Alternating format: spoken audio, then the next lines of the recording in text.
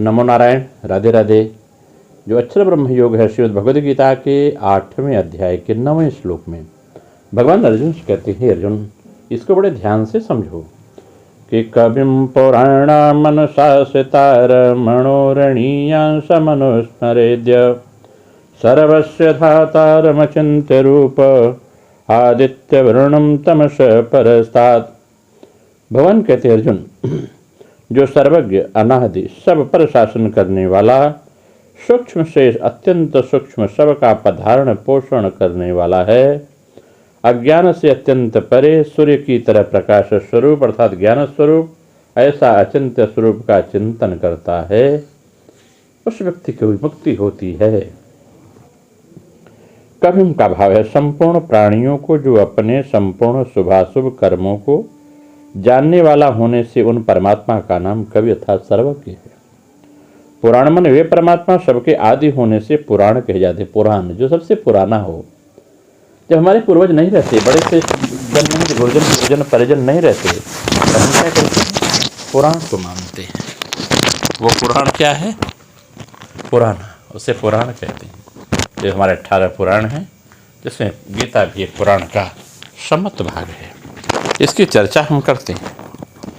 कहते हैं अनुशासिता। हम देखते हैं तो नेत्रों से देखते हैं। नेत्रों के ऊपर मन शासन करता है और मन के ऊपर बुद्धि शासन करती है और बुद्धि के ऊपर अहम शासन करता है तथा अहम के ऊपर जो भी शासन करता है वो सबका आश्रय प्रकाशक और प्रेरक है, वह परमात्मा अनुशासिता है। दूसरा भाव यह है कि जीव का कर्म करने का जैसा जैसा स्वभाव बना है उसके अनुसार ही परमात्मा शास्त्र गुरु संत आदि के द्वारा कर्तव्य कर्म करने की आज्ञा देते हैं। मनुष्यों के पुराने पाप पुण्य रूप कर्मों के अनुसार अनुकूल प्रतिकूल परिस्थिति भेजकर उन मनुष्यों को शुद्ध निर्मल बनाते हैं। इस प्रकार मनुष्य के लिए कर्तव्य का विधान करने वाले और मनुष्य के पाप पुण्य रूप पुराने कर्मों का फल देकर नाश करने वाले होने से परमात्मा अनुशासिता है। अणोरणीयांशम, परमात्मा परमाणु से भी अत्यंत सूक्ष्म है। तात्पर्य है कि परमात्मा मन बुद्धि के विषय नहीं है। मन बुद्धि आदि उनको पकड़ नहीं पाते। मन बुद्धि तो प्रकृति का कार्य होने से प्रकृति को भी पकड़ नहीं पाते। फिर परमात्मा के तो उस प्रकृति से भी अत्यंत परे है। अतः वे परमात्मा सूक्ष्म से भी अत्यंत सूक्ष्म है, अर्थात सूक्ष्मता की अंतिम सीमा है। सर्वस्य धातारम, परमात्मा अनंत कोटि ब्रह्मांडों को धारण करने वाले हैं। सर्वस्य धातारम, उनका पोषण करने वाले हैं। उन सभी को परमात्मा से ही सत्ता स्फूर्ति मिलती है अनंत कोटि ब्रह्मांड में। अतः वे परमात्मा सबका धारण पोषण करने वाले कहे जाते हैं। तमसः परस्तात्, परमात्मा अज्ञान से अत्यंत परे हैं, अज्ञान से सर्वथा रहित हैं। उनमें लेश मात्र भी अज्ञान नहीं है, बल्कि वे अज्ञान के भी प्रकाशक हैं। आदित्य वर्णम, उस परमात्मा का वर्ण सूर्य के समान है। वे सूर्य के समान सबको मन बुद्धि आदि को प्रकाशित करने वाले हैं। उन्हीं से सबको प्रकाश मिलता है। अचिंत्य रूपम, उस परमात्मा का स्वरूप अचिंत्य है, अर्थात वे मन बुद्धि आदि के द्वारा चिंतन का विषय नहीं है।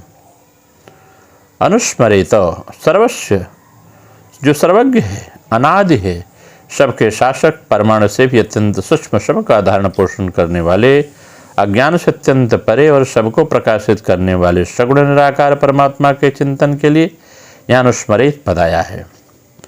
अनुस्मरित करने का भाव यह भी है कि प्राणी मात्र उन परमात्मा की जानकारी में है, उनकी जानकारी के बाहर कुछ नहीं है, अर्थात उस परमात्मा को सबका स्मरण है।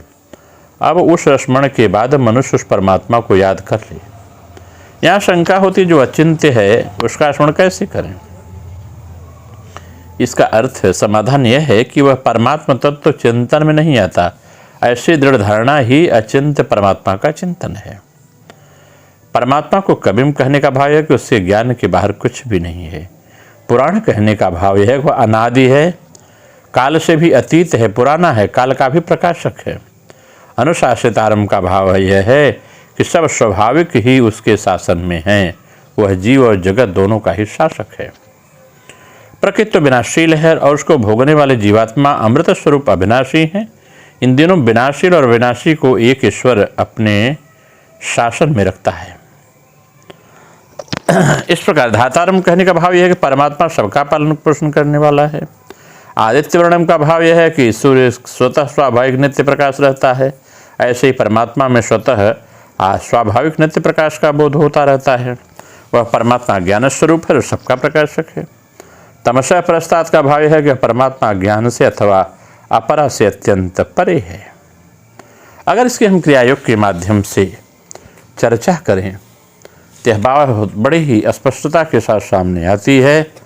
कहते हैं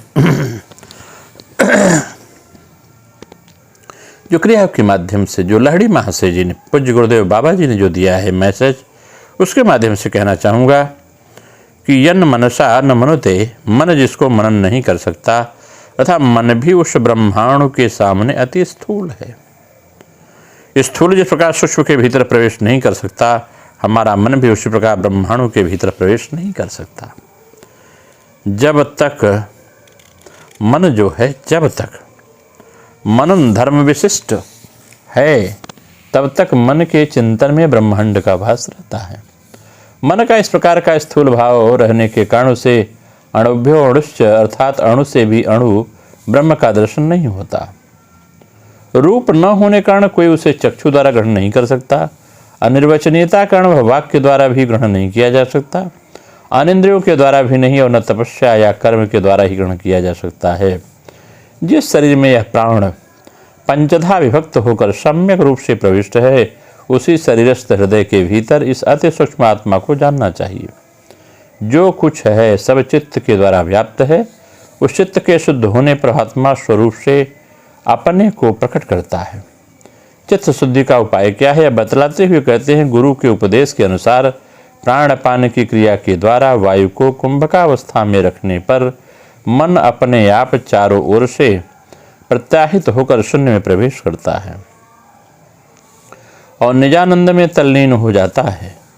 उसमें रहते रहते उस उत्तम पुरुष नारायण दिखलाई पड़ते हैं। तब साधक को अलौकिक शक्ति प्राप्त होती है। बुद्धि की तीक्ष्णता होती है। अग्नि के तेज के समान तेज दिखाई देता है और उसके भीतर क्षुद्र चिन्ह के समान एक बिंदु दिखाई पड़ता है, वही ब्रह्म है। प्राणायाम, प्रत्याहार, धारणा, ध्यान, समाधि, ये 5 योग के धर्म हैं। प्राणायाम के अभ्यास के द्वारा प्रत्याहार और उसके बाद क्रमशः धारणा, ध्यान, समाधि की अवस्था उदय होती है। यह विश्व भ्रमणकारी मन जब क्रिया की परावस्था में प्रवेश करता है, तब अन्य किसी वस्तु की ओर नहीं दौड़ता। क्रिया करते करते अपने आप हृदय में स्थिति होती है। तब साधक भी ब्रह्म के अंश में रहकर अणु स्वरूप हो जाता है। ब्रह्म के इस अणु में आसक्तिपूर्वक रहने पर उसमें अर्चित अर्पित होता है। सदा ब्रह्म के अणु में मन को लगाए रखने में मन ब्रह्माणु के साथ संलग्न होकर तद्रूप हो जाता है। इस प्रकार भली भांति मन लगाकर उसका चिंतन करने पर उसका भी बारंबार स्मरण होता है। तब वह अव्यक्त पूर्ण परम स्वरूप परमात्मा क्रिया की परावस्था में तेज बिंदु रूप में दिखाई पड़ते हैं। उस तेजो बिंदु में मन के लीन होने पर भी भास्कर तेज का प्रकाश होता है। साधक उस तेज रूप को देखते देखते पूर्ण ब्रह्म स्वरूप हो जाता है। तब सब वस्तुओं का नाश हो जाता है। सर्वम ब्रह्ममयम जगत दिखता है। इस प्रकार का अभ्यास करना चाहिए। इस प्रकार का अभ्यास करने से ग्रस्त व्यक्ति, योगी, सन्यासी, ऋषि, मुनि जो भी हैं, वो क्रिया योग का अभ्यास करके स्व को पहचान सकते हैं। नमो नारायण। राधे राधे।